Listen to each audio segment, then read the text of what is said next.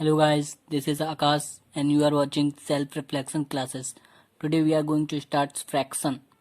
Fraction एक ऐसा topic है जिसके बेस और कॉन्सेप्ट को समझने से जो भी कॉम्पिटिटिव एग्जाम में जो क्वेश्चंस आते हैं उनको सॉल्व करना आसान हो जाता है। चलिए उसको बेस को समझते हैं। सबसे पहले हम फ्रैक्शन जिसे हम हिंदी में भिन्न कहते हैं, इसके एक्चुअल जो मीनिंग है उसको समझेंगे। इस वर्ड की मीनिंग को समझते हैं, फिर हम देखते हैं इसे रिप्रेजेंट कैसे किया जाता है। चलिए स्टार्ट करते हैं। देखिए, फ्रैक्शन की अगर हम डेफिनेशन की बात करें या फ्रैक्शन होता क्या है उसकी बात करें तो सिंपल है बहुत। जब भी हम किसी भी वस्तु को, कोई भी वस्तु ले लीजिए, किसी भी चीज को जब किसी चीज के या किसी वस्तु के बराबर हिस्से किए जाते हैं, उस बराबर हिस्से करने के बाद उसके जो प्रत्येक हिस्सा होता है, उस वस्तु का जो प्रत्येक हिस्सा होता है उसको हम भिन्न कहते हैं। Simple as that. जैसे मान लीजिए ये एक चॉकलेट है। ये क्या है? चॉकलेट। इस चॉकलेट के मैंने 7 बराबर हिस्से कर दिए। आप कितने भी कर दीजिए, 5 कर दीजिए, 3 कर दीजिए, 2 कर दीजिए या 7 कर दीजिए। मैंने 7 हिस्से कर दिए इसके। देखिए, तो इसके जो 7 हिस्से करे हैं, इसके प्रत्येक हिस्से को, हर एक हिस्से को हम भिन्न कहेंगे। तो यानी हम जो कुल हिस्से हैं इसके, उसके वो हिस्से, जैसे 1 2 3 4 5 6 7 इस कुल हिस्से हैं जी। इसका जो प्रत्येक हिस्सा है वो कुल हिस्से का कौन सा भाग है वो हमें भिन्न से पता चलता है। भिन्न से रिप्रेजेंट करते हैं हम, जिससे कि हमें पता चलता है कि वो हिस्सा कुल हिस्से का कौन सा भाग है। आई होप आपको जो फ्रैक्शन की मीनिंग है वो समझ में आई होगी। ठीक, चलिए तो हम देखते हैं इसे रिप्रेजेंट कैसे किया जाता है।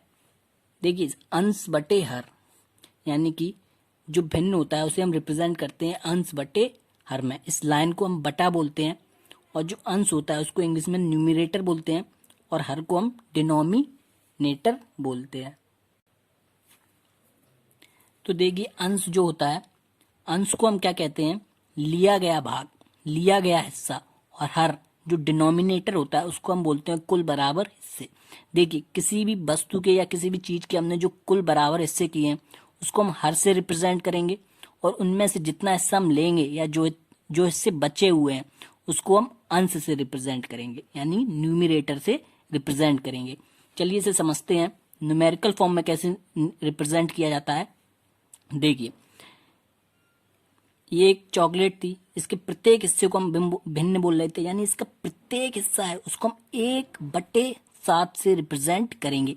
एक क्या है? आपका लिया गया हिस्सा, यानी लिया गया पार्ट है, यानी कि इस कुल हिस्से में से जितना पार्ट हम लेंगे उसको हम अंश में रिप्रेजेंट करेंगे। अंश यानी ऊपर वाला हिस्सा जो होगा। और जो कुल हिस्से हैं, जितने भी हमने पार्ट किए हैं, उसको 7 यानी कि हर से रिप्रेजेंट करेंगे। टोटल इक्वल पार्ट, जितने भी टोटल इक्वल पार्ट आपके होंगे वो हम हर में लिखेंगे। ठीक, और जितने हिस्से हम ले रहे हैं या जो इसका प्रत्येक हिस्सा है उसको हम अंश से रिप्रेजेंट करेंगे। आई होप आपके समझ में आ रहा होगा।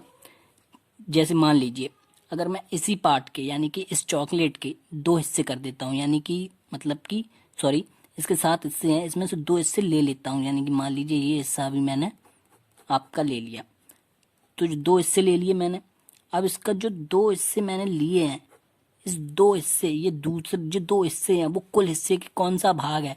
इसका भाग है 2/7। इसे रिप्रेजेंट करेंगे हम इसे हम रिप्रेजेंट करेंगे 2/7, यानी कि इस कुल हिस्से में से 2 भाग मैंने ले लिए और उसे हम मतलब कि अंश में लिख रहे हैं 2 को, और हर को 7 बोल रहे हैं जो कुल हिस्से हैं।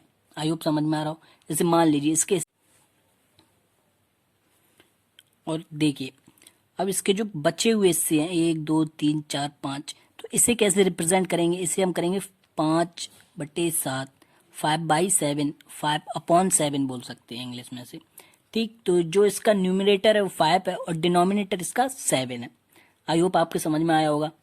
ठीक, तो जो ये भिन्न है, इसके कॉन्सेप्ट को समझ लिया है ना हमने, तो इससे रिलेटेड जितने भी क्वेश्चन होंगे वो सॉल्व आप आसानी से हो जाएंगे।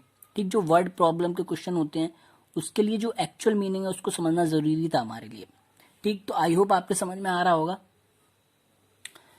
चलिए, तो जो निष्कर्ष निकला, जो इसका कंक्लूजन निकला उसे देखते हैं।